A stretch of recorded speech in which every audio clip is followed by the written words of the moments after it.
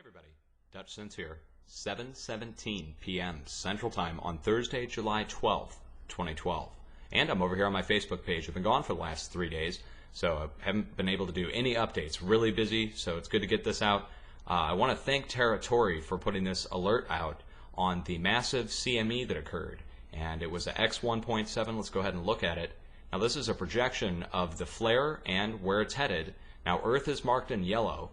And just watch the flare erupt and you'll see it head directly towards Earth. The date and time stamp up here in the right hand corner is progressing forward from today, showing you how long it could take for this shock wave to reach Earth.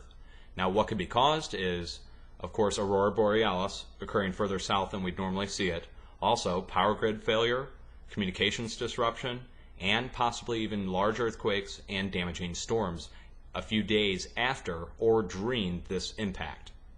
Now, it is very large, and there's a couple different ways we can go look at it. All right, so I've pulled together several different links, and we'll go ahead and take a look at those. Now, here's the ARTIS site, and I'll put this down below. It shows several different views of the sun, also the different charts. So we'll turn this off. Again, link down below for ARTIS, and link down below for the projection. Now, also, while this is going on, we have severe weather occurring basically across the entire country again.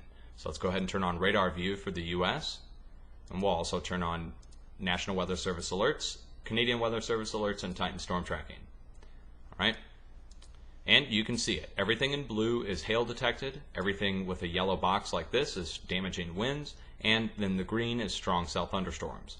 Canadian Service has multiple tornado warnings issued in central Canada, north of Edmonton, up in Alberta, and then heading southeast towards Saskatoon, a huge area that's having an outbreak right now.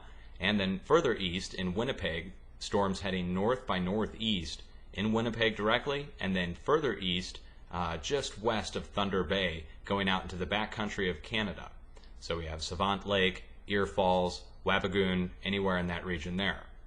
And then further south in Minnesota, North Dakota, South Dakota, also extending south into Nebraska, Iowa, also Kansas. It also looks like even possibly into Missouri and Illinois, strong cell thunderstorms, also hail detected in a few of these storms. Now in the southeast, the entire southeast, that would be South Texas, Louisiana, Arkansas, Alabama, Mississippi, Georgia, South Carolina, Florida, North Carolina, Tennessee, Kentucky, Virginia, West Virginia, Ohio, Pennsylvania, anywhere in this region here, strong cell thunderstorms, damaging winds, and a few outbreaks of hail. Now in the west, we have New Mexico, Arizona, Colorado, Utah, Nevada, California, Wyoming, Idaho, and even up into southwest Montana, strong cell thunderstorms, damaging winds, and hail detected, with 2 to 3 different systems. Now to see all that better, we'd have to go over to College of DuPage. Unfortunately right now, their flash player is doing some really weird stuff. Can't look at it that way. So we're going to turn on the cloud cover this way. And the only difference is it's not as long and it's not as fast. So you can see it. We'll see different rotations here on these storms, and they're basically heading north by northeast. Each cell is heading north by northeast.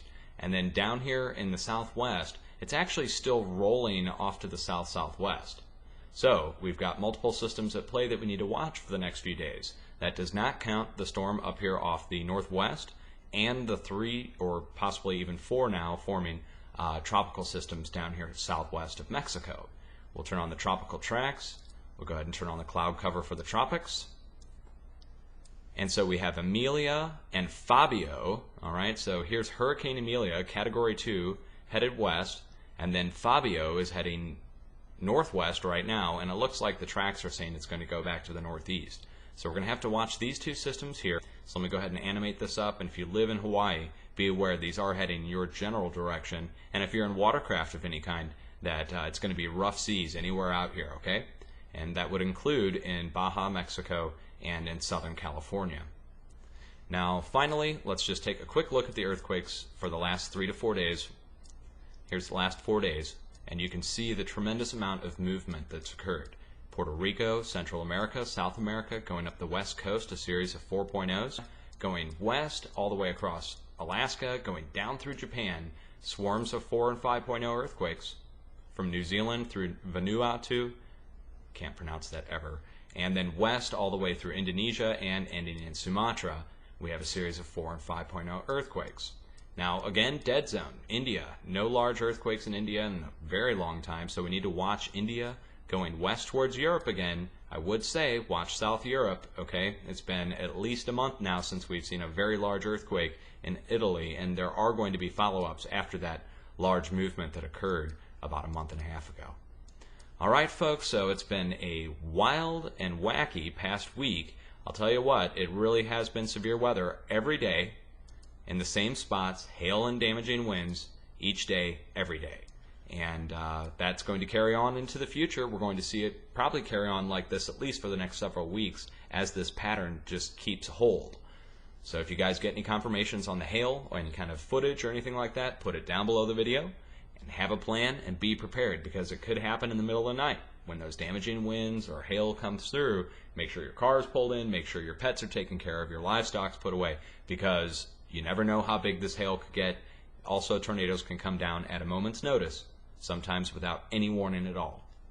All right, folks, much love, and expect more updates. I'll be trying to get it out as much as possible.